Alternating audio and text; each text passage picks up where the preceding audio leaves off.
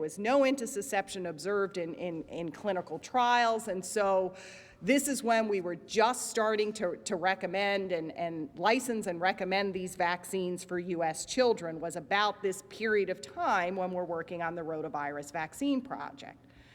The problem is that the policy body of the World Health Organization saw these great data on rotavirus vaccines and said, you know, we should include rotavirus vaccines into the national immunization program of regions and countries where we have efficacy data, which was the US and Europe and Latin America.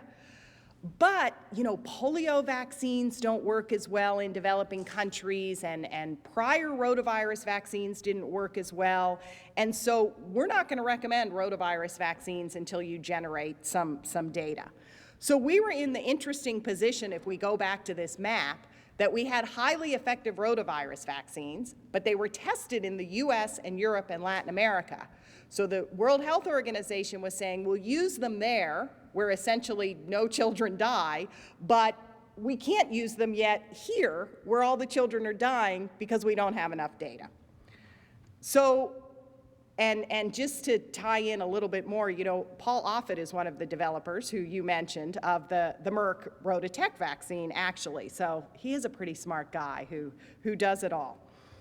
So our challenge was to conduct these efficacy trials in Africa and Asia, to generate these data, to inform the World Health Organization if they should or shouldn't recommend rotavirus vaccines. And again, until they recommend rotavirus vaccines, the UNICEFs and the Gavis don't step in.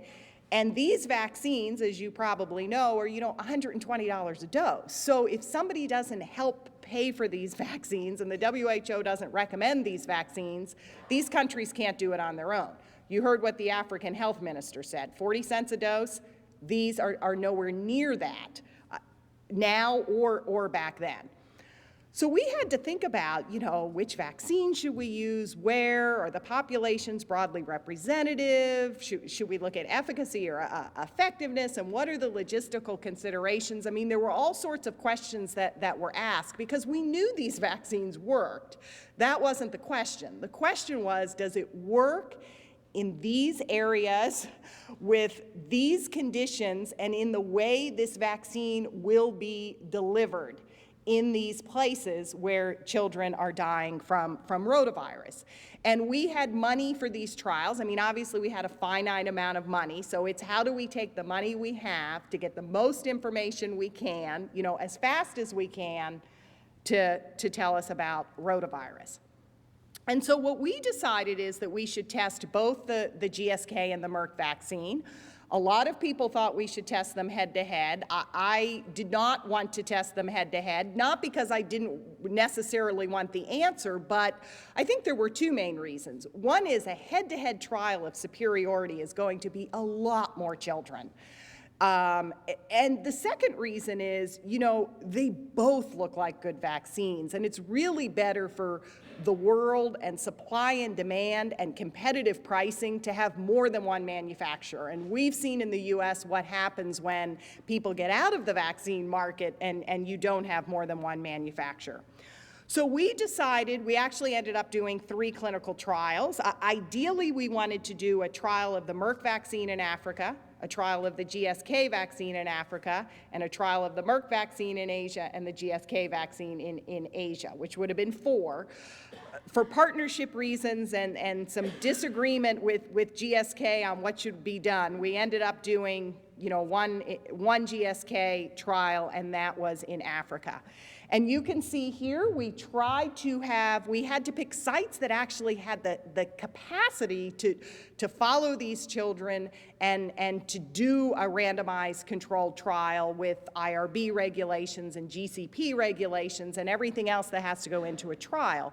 But we also wanted these to be representative populations. So you're not going to have a vaccine that's useful in southern Africa if you don't go into areas that have a high prevalence of maternal HIV, for example. While the trials in the US excluded children with HIV, with HIV exposure or with proven HIV. We said, you know, if you do that, you don't have a vaccine that's practical for Africa. So we intentionally went into areas with high maternal HIV. So from 2005 to 2009, this is part of the team. As you can imagine, there were hundreds of field workers, but these are some of the lead investigators at the site. We did these 3 randomized controlled trials. It was over 12,000 children at multiple sites I showed you in 7 countries. And just to get an idea of how we did this is, you know, we gave these vaccines with routine EPI vaccines. So that's the WHO childhood immunization schedule, which includes oral poliovirus. So just to let you know, we knew before we did these studies that if you give oral poliovirus together with oral rotavirus, the immunogenicity, the antibody you get from the rotavirus, is cut in half, okay? We knew that's significant interference between these 2 vaccines. All the studies in Latin America and the US and Europe had been done with IPV.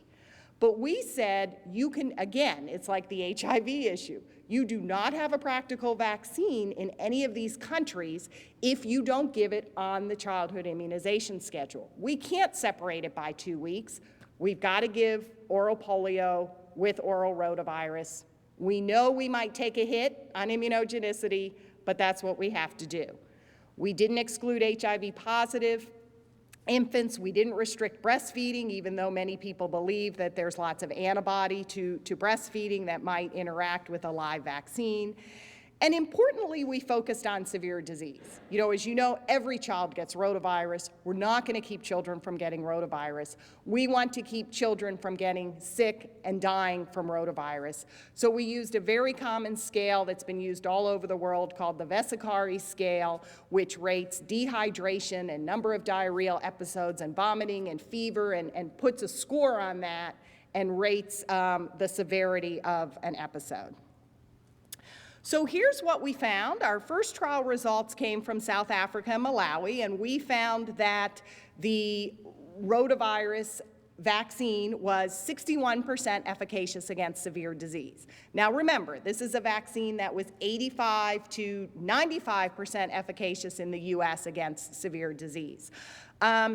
There were people who were disappointed by this, but fortunately, my epidemiologic training told me that, you know, efficacy is relative, of course, and I would ask you, you know, would you rather have 60% of Bill Gates' salary or 99% of my salary?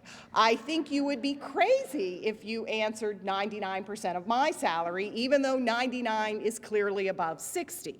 And so we took a closer look at the number of severe episodes we were preventing. And here's what we saw. In the US with a vaccine, if you vaccinate 100 children, you prevent about 1 severe case of rotavirus gastroenteritis. In South Africa, if we vaccinated 100 children, we prevented about 2.5 episodes of severe gastroenteritis. And when we went into Malawi, which is one of the poorest countries in the world, we had a 50% efficacy. But when we looked at the background rate of severe rotavirus gastroenteritis, it was 8 per 100. So a phenomenal background rate, and that's in the first year of life. So even if our efficacy is 50%, we're preventing 4 severe cases of gastroenteritis for every 100 children we vaccinate. So I would say this vaccine is 4 times better or more cost-effective in Malawi than it is in the United States, even though the efficacy is much lower. And when you consider these are children who may not get to the hospital in time, who don't get oral rehydration therapy, who don't get IV, and may die from this disease, then I think the numbers become even more remarkable. So I won't go through the details with you on all of these studies, but basically it was interesting when you looked at it. You know, the efficacy we got, even under these conditions of including children with HIV, giving the polio, was somewhere between 50 and 65% in all of these areas in all of these studies. And in fact, again, what that translates into with some modeling over a 15-year period of time, if you take the median value, with a 60% efficacy, you could save almost 2 million lives with conservative estimates of introduction and uptake.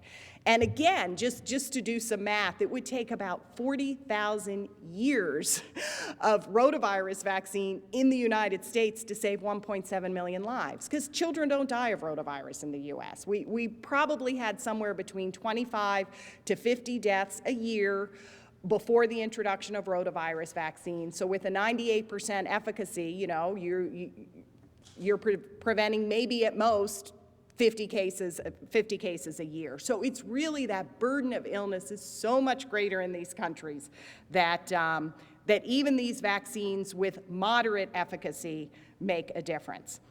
So where we're at now is these vaccines are starting to be introduced, and at the same time, it's similar to the meninge story. Even though this is a good efficacy, in my opinion, and absolutely worth introducing these vaccines, there's still a lot of disease left that we can prevent. So while we're introducing these vaccines, we're working on the next generation of vaccines that can hopefully overcome some of the immunogenicity and other issues that make them less efficacious in these children. Now, I don't know, actually in the same New England Journal publication that published the results of our trial, they published this, what I think is amazing data from Mexico, where they had introduced the GSK vaccine, and you can see there that arrow, they had countrywide introduction of vaccine. Of course, rotavirus in Mexico is a winter disease, just like it is in the US. You see the dramatic declines in diarrheal deaths during the winter season in Mexico, again, starting in the age groups where the vaccine was introduced, and then as the cohorts got older, seeing it in older age groups as well. In a clinical trial, it's hard to have a death outcome. It would take a lot of children, and what we tried to do in these trials is have improved standard of care. We visited the homes every week to see if the child had diarrhea. We brought them in much sooner than they would be brought in a real-world situation. So it's this post-marketing type of data where you're going to see dramatic effects on death. And we actually think these efficacy estimates could be an underestimate, because if you look at the data in the United States after introduction, you see a reduction in gastroenteritis hospitalization among children too young or too old to be vaccinated, which suggests that there is some indirect effects, some herd immunity from rotavirus vaccination. And if we can achieve that in some of these low-resource countries, then perhaps we can make up for some of that diminished efficacy.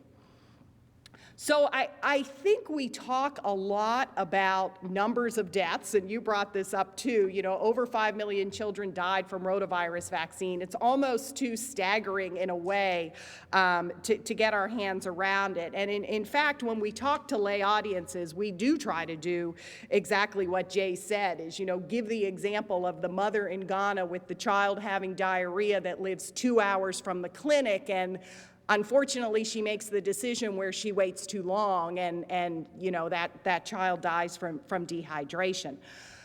But the World Health Organization did recommend that globally people introduce rotavirus vaccines, and so we would really like to change this paradigm and not report how many children die from rotavirus vaccines, but again, hopefully say in this decade that how many children did we keep from dying because we introduced rotavirus vaccines into these countries?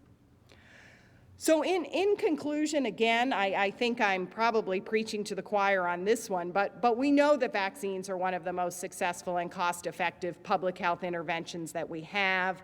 There are millions of children throughout the world who are under-immunized or unimmunized. And again, PATH is working in a number of vaccine programs to try to close this gap and ensure that access to these vaccines is there for everyone. So thank you.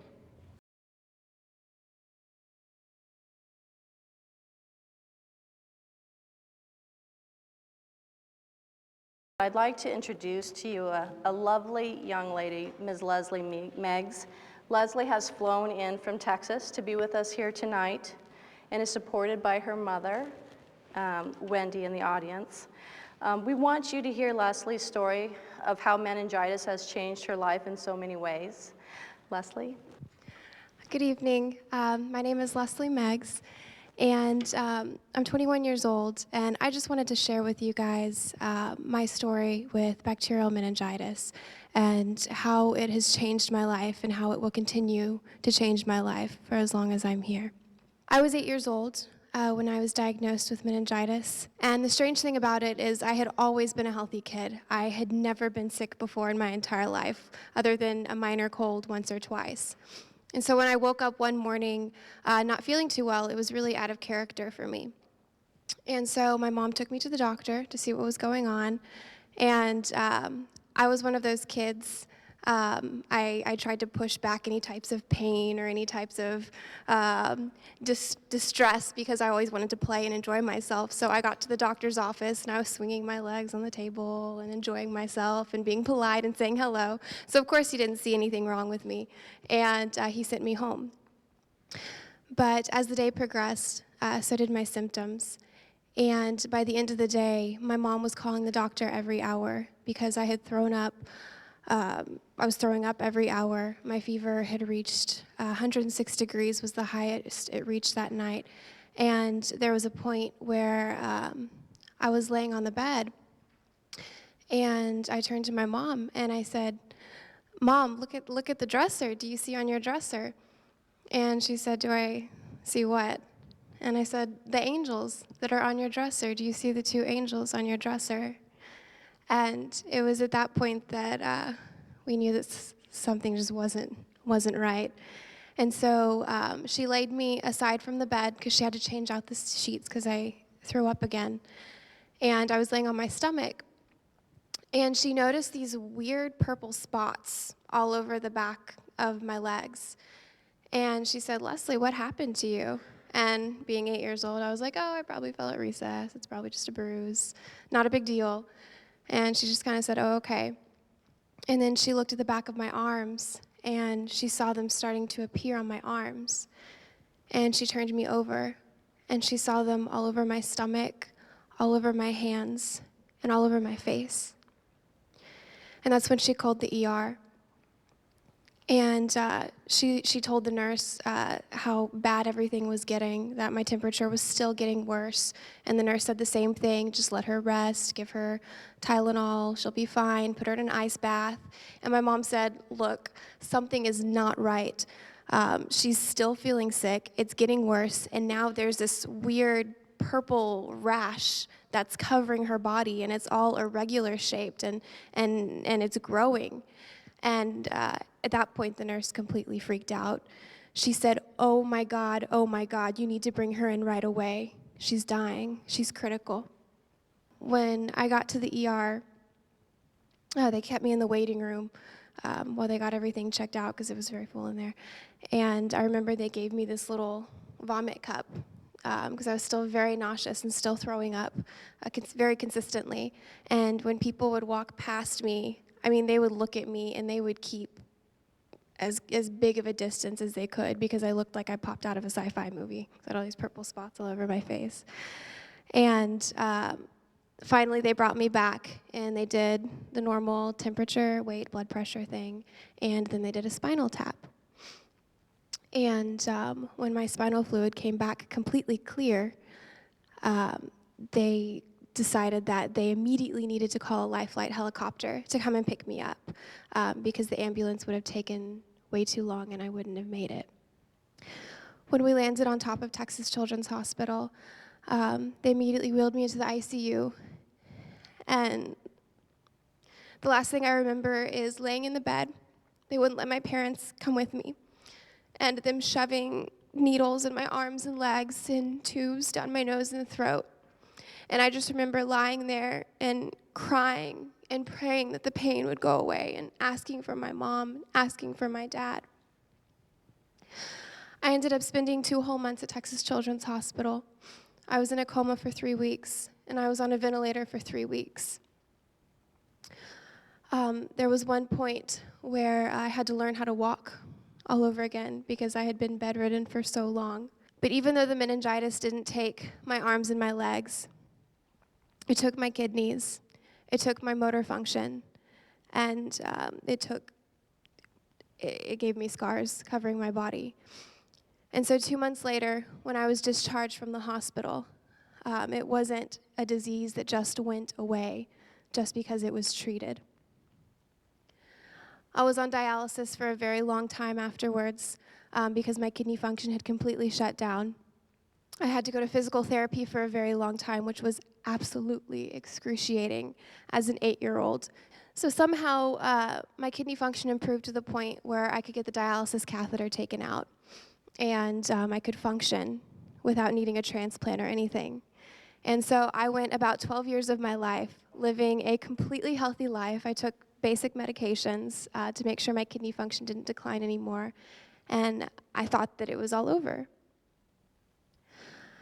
My junior year of high school, I went to this one appointment with my nephrologist, and he sat my family down and he said, "I know it's been 12 years, this is a natural thing, but we're going to need to perform a kidney transplant. Her kidney function is declining. It's not getting better no matter what we do. She's going to need a transplant." And at the time, I was very involved in high school. I did all types of student government and debate, and I just looked at him and I said, "I really don't have time for a transplant. I mean, I'm way too busy for this." And he kind of was like, okay. And so we ended up going home, and my parents and we found this alternative to a transplant, something that could kind of prolong the kidney function or slow down the decline of kidney function. And it was this low-protein vegan diet where you took amino acid supplements 3 times a day. So I thought, why not? And so for the next 2 years, instead of getting a transplant, I had max 10 grams of protein a day and took probably close to 30 pills a day so that I wouldn't become malnourished and that I could keep my kidney function going as much as I could.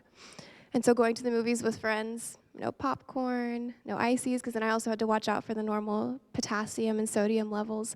And so I really didn't have much to eat at all. And that was a very big lesson in self-control, but it took away my normal high school life because of a disease that's prevented by a vaccine. So when I started college, my freshman year, I decided that I wanted to study biochemistry and eventually get into medicine. And so my course load was and still is very heavy, and I couldn't keep up with my diet as well. And so my kidney function started declining again. And my nephrologist said this was a great diet while it lasted. Look how well it worked, but we really don't have any other option now. We're going to need to do a kidney transplant. And so the first 2 people they tested were my parents, and both of them luckily were a match. My dad was a little bit better of a match than my mom. So they started prepping him for the transplant. So that first entire semester of college, my kidney function just kept declining as they were preparing me for the transplant. And I lived in the dorms, so I was away from home as well. And there were points where I would get out of bed in the morning and I would hop onto the floor and my feet were so swollen because of the kidney failure that they would jiggle. I was throwing up on a daily basis. The taste of metallic, that effect of kidney failure, you could smell it off of my mouth. And for some reason, I still stayed in classes, and I found a way to adapt to it. But it was hard. I couldn't go out. I couldn't do anything, and I had this diet to stay on top of. But I had a transplant to look forward to. So the second semester of my freshman year, my dad donated his kidney to me, and I thought, now everything's going to go back to normal. Everything is going to be healthy again. I'm not going to have a worry in the world.